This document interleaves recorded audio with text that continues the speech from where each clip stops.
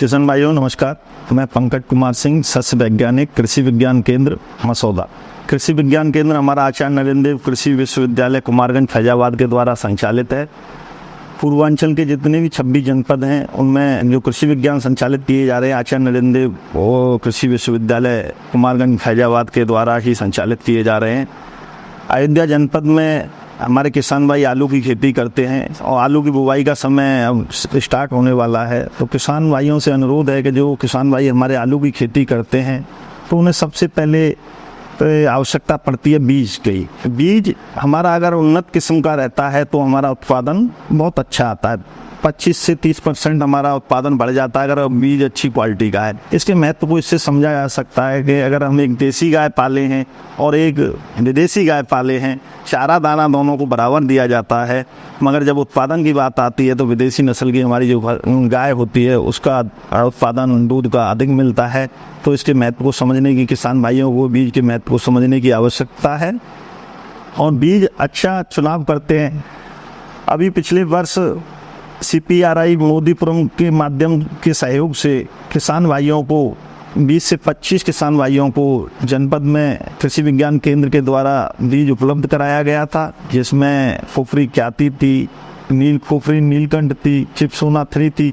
कई प्रकार की विभिन्न प्रकार की प्रजातियां के जो ब्रीडर सीड थे वो किसानों के प्रक्षेत्र पर प्रदर्शन के रूप में लगाए गए थे। उन सभी किसान भाइयों ने वो जो बीज लगाया था उससे जो बीज पैदा हुआ, उत्पादन हुआ, वो बीज के रूप में रखा हुआ है कोल्ड स्टोरेज में। अगली साल वो उसी बीज का मल्टीप्लिकेशन करेंगे। उसमें उत्पादन बहुत अच्छा आया है। खास करके इसकी अगर चिपसोना 3 की बात करते हैं तो चिपसोना 3 का बहुत अच्छा उत्पादन आया है उसमें। और भी जो प्रजाति थी कुफरी ख्याति है, इस प्रकार की प्रजातियों का उत्पादन भी अच्छा है। तो इसका आलू में मोस्टली बुवाई का जो समय रहता है वो अक्टूबर महीने ही रहता है। अगर समय से आप आलू की बुवाई करते हैं 15 अक्टूबर से लेकर के 25 अक्टूबर तक अगर समय से बुवाई कर ले जाते हैं तो उत्पादन निश्चित तौर पर अच्छा आएगा किसान भाइयों। तो क्योंकि ये बुवाई का समय इतना महत्वपूर्ण होता है कि अगर हमने समय से बुवाई कर दी है तो निश्चित तौर पर उत्पादन अच्छा आएगा। दूसरी इसमें आता है बीज उपचार की, क्योंकि आलू में विभिन्न प्रकार की बीमारियां लगने की संभावना रहती है। जैसे झुलसा रोग जो लगते हैं आलू में, उससे बचने के लिए किसान भाइयों को बीज उपचार करना बहुत महत्वपूर्ण होता है। अगर आप बीज को उपचारित करके बोते हैं तो निश्चित तौर पर आपको आलू का उत्पादन बढ़िया मिलेगा।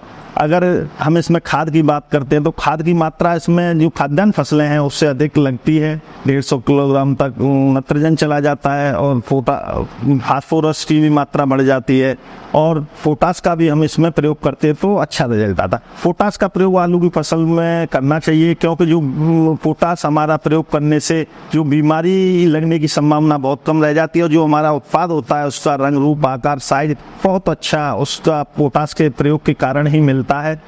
और इसमें जो हम सिंचाई करते हैं आलू में बुवाई के उपरांत तो उसमें सिंचाई में किसान भाइयों को ध्यान रखने की आवश्यकता है। जो सिंचाई की जाती है वो हल्की सिंचाई आलू में की जाती है। अगर खरपतवार की समस्या है तो बुवाई के तुरंत बाद उसमें आप खरपतवार नाशी का प्रयोग कर सकते हैं, तो जिससे खरपतवार की समस्या का समाधान हो जाता है।